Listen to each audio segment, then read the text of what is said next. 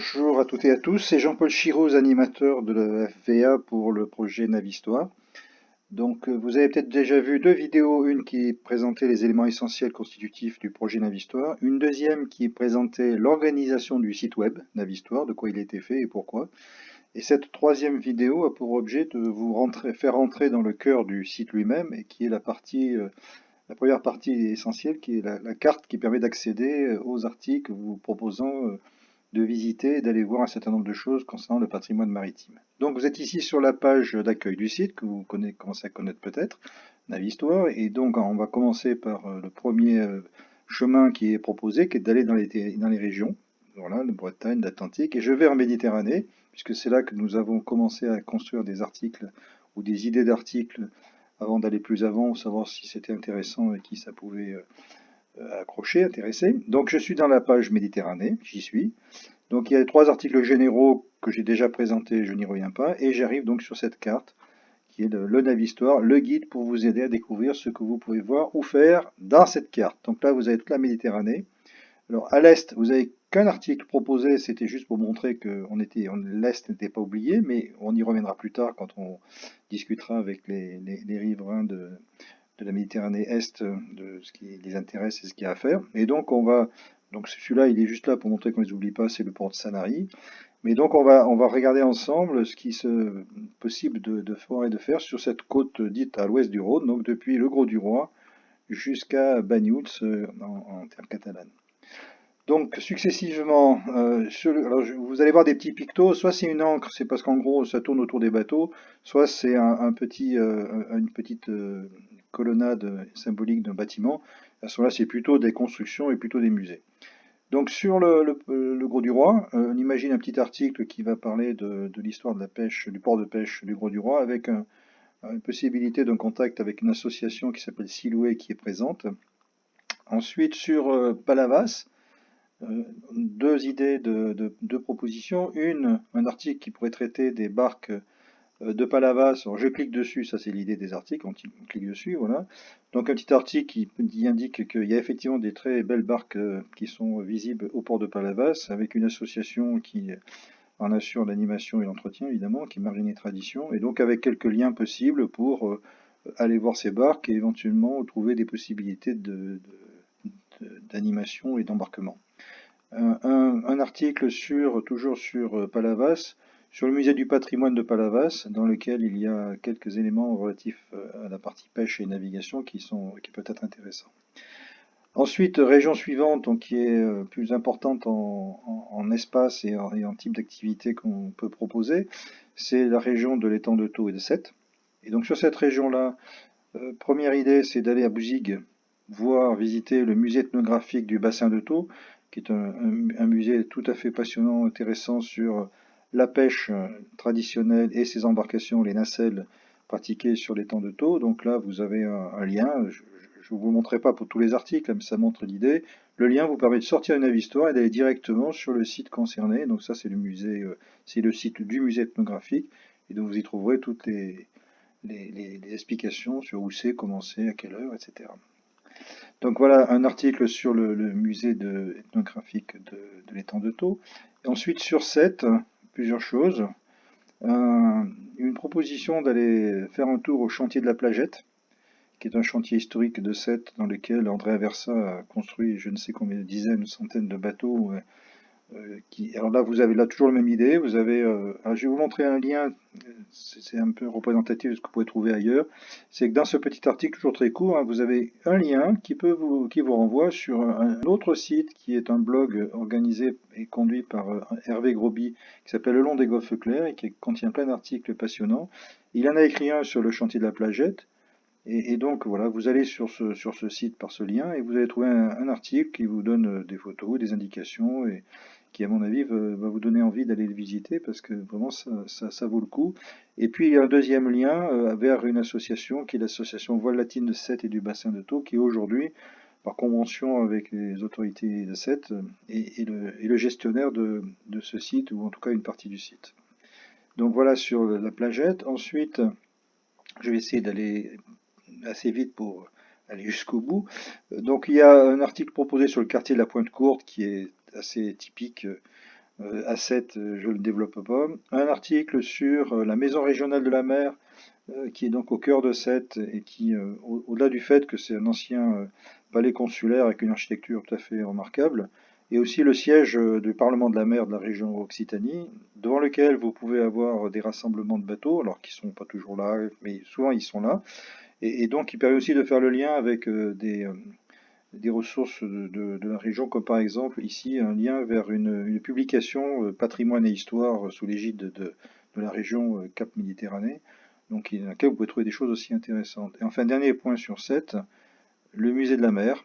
Là, je développe pas non plus, mais toujours même idée. Dedans, il y a un lien vers le musée. Et là, vous pouvez avoir des informations sur ce musée qui vous raconte l'histoire du port de Sète et qui surtout a dans son sein une exposition de maquettes du fameux Aversa charpentier de marine dont on a vu le chantier tout à l'heure, visibles là et qui sont absolument merveilleuses.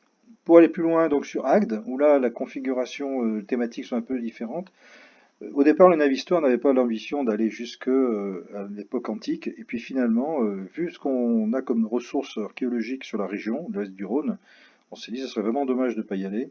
Et donc là, on vous propose d'aller reconnaître ce que fut l'histoire d'Agde du temps des Grecs, on est même avant les Romains, hein. Et donc au musée de l'Éphèbe du Cap d'Agde, vous avez un département, voilà, un département de navigation antique. Et donc là, pareil, vous avez des indications sur où est ce musée, comment on fait pour y aller et tout. Et vous verrez dans ce musée des choses absolument extraordinaires sur l'histoire de la navigation dans le vieux gros Dac d'ici, là. Donc ça, c'est une première chose. La deuxième chose qui est beaucoup plus récente, mais quand même déjà assez ancienne, puisque c'est le 18e, c'est l'écluse ronde d'Agde, puisque ici, on est à l'intersection du canal du Midi de Riquet, dans le 17e, et du fleuve Hérault, et donc il y a une écluse tout à fait singulière, tout à fait proximité d'Agde, on peut aller voir, et qu'on vous suggère d'aller voir, et qui permet de faire la transition avec un autre thème qui est la navigation 18e, 17e, 18e jusqu'au 19e siècle, on va dire, dans le vieux Agde, puisqu'avant qu'on aménage le port du Cap d'Agde, à l'époque contemporaine, le vieux Agde était un port qui n'a pas éclité au moment où le port de Sète s'est développé, mais dont il reste encore des choses intéressantes à voir. Et donc, voyez quelques liens, on vous suggère d'aller faire un tour dans le Vieux-Agde, qui est une visite tout à fait passionnante. Et un petit clin d'œil sur le fort du Brescou, qui date de la même époque, hein, c'est l'époque Richelieu qui avait décidé la construction de ce fort. Sur, ce qui est notable à noter, à relever, c'est que sur un îlot qui est le seul îlot rocheux pratiquement entre le Rhône et puis la Côte Vermeille, et qui a été fortifié à l'époque de Richelieu, justement en lien avec la navigation sur le vieux Agde, sur le fleuve Hérault. Donc ça c'est Agde. Après on va sauter sur toute la région de Narbonne et les étangs du Narbonnais. Et pour faire la transition avec Agde, on vous suggère d'aller faire une visite du musée qui a été inauguré l'année dernière, qui est tout à fait récent, qui s'appelle Narbovia, qui porte sur donc l'Antiquité romaine, avec la particularité que le port de Narbonne, ce que très peu de gens savent, a été un port à l'époque romaine énorme. C'est le deuxième port après Rome de toute la Méditerranée occidentale, et qui, une particularité, c'est qu'en fait la navigation à l'époque romaine n'avait rien à voir avec ce qu'on fait aujourd'hui, puisque les étangs avaient une configuration différente. Et donc, il y a eu des fouilles qui ont été faites dans tous ces secteurs-là, qui sont mises en valeur dans ce musée. Et dans ce secteur-là, justement, c'est là où existe un site un peu particulier qui s'appelle La Nautique, qui est un port qui aujourd'hui, depuis le début du XXe siècle, a été aménagé. Oui, ça c'est la carte de l'époque romaine. Oui, ça n'a plus grand-chose à voir avec ce qu'on connaît aujourd'hui. Mais ce port a fait l'objet d'un aménagement d'une base de loisirs au début du XXe, avec depuis l'installation d'associations qui gèrent des gréements plus anciens, notamment par exemple ce magnifique bateau qui s'appelle le Deux Frères, qui est géré par une association. Donc voilà, on vous présente tout ça et on suggère d'aller faire un tour à la nautique. Ensuite, à côté de la nautique, il y a le long du canal de la Robine, puisque le canal du Midi vient se jeter dans cet étang de Bages-Sigean. Et ici, au bord du canal, il y a un chantier naval qui s'appelle le chantier de Madirac, sous la responsabilité de Yann Pajot, qui est un charpentier de marine célèbre pour ses compétences dans le domaine des gréements traditionnels.